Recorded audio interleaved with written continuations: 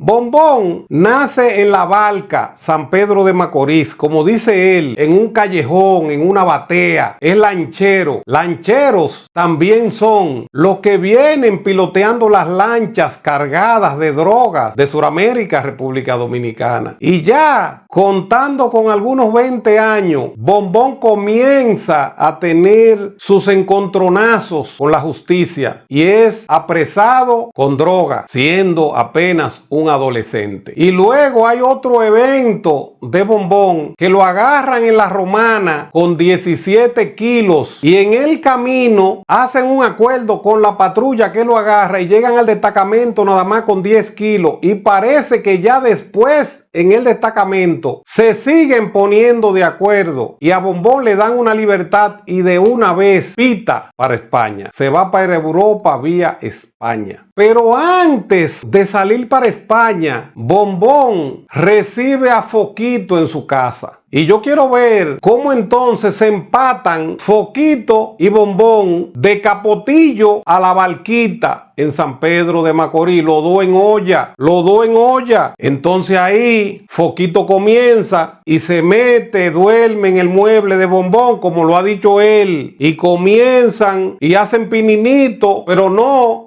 llegan a nada, no da fruto. A Bombón le pasa ese percance, Bombón sale para Europa, para España. Y allá, este tipo que es de la vieja guardia de los narcotraficantes y de la actual, un tipo socio de Julito Quilo, uno de los narcotraficantes de San Pedro más letales, más criminales, prende en Europa y parece que esos procesos todavía abiertos obligan a este hombre cada vez que viene a la República Dominicana a entrar por la frontera. Es increíble cómo en una investigación nuestra no podemos todavía encontrar registro de Bombón en la Junta Central Electoral, cuando se supone que Bombón debió salir del país portando una cédula con un pasaporte dominicano. Miguel Ángel Taveras Carrión, Bombón Productions. ¿Qué hace Bombón Productions en Europa? Bombón Productions se cruza de España a Francia, establece su distribución de droga, comprando primero drogas en Europa que llevaban otros más aventajados. Es un tipo de armas tomar, un tipo que se le tiene miedo y va subiendo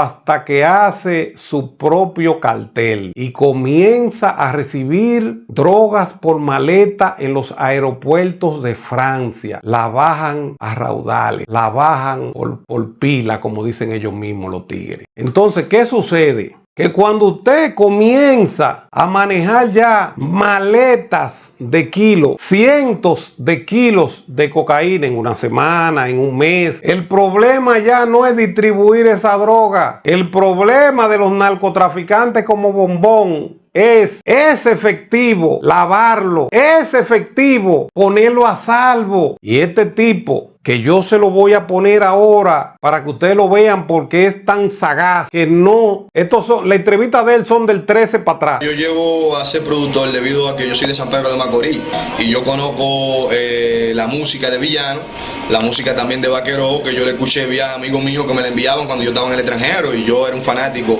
de lo que hacían los muchachos. Yo llego a República Dominicana con la intención de comprarme una casita y luego yo decido desviar los fondos y ponerme a trabajar en lo que es la carrera de Vaquero, porque Villano me dijo que metiera mano con él primero. Luego decido de producir, o sea, inyectarle fondos económicos a la carrera de esos exponentes que te mencioné anteriormente. Luego que llegamos al La Par, al Label y también llega a los FoqueMusic.net. Yo tengo entendido que tú resides en Europa, Francia específicamente. Precisamente en París, Francia, París. ¿Qué tiempo tienes por allá? Yo tengo casi 12 años viviendo en Europa.